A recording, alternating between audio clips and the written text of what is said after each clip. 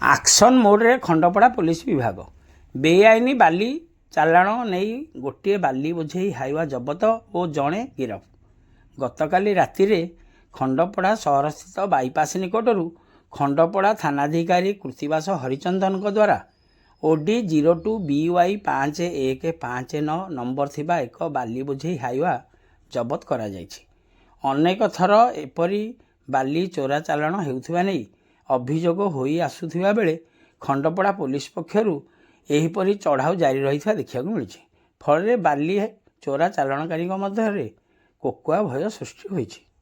ଜବତ ବାଲି ବୋଝେଇ ହାଇୱାଟିକୁ ଖଣ୍ଡପଡ଼ା ଥାନାଠାରେ ଅଟକ ରଖାଯାଇଥିବା ବେଳେ ଡ୍ରାଇଭରକୁ ଆଜି କୋର୍ଟ ଚାଲାଣ କରାଯିବା ନେଇ ଥାନାଧିକାରୀ କୃତିବାସ ହରିଚନ୍ଦନ ସୂଚନା ଦେଇଛନ୍ତି।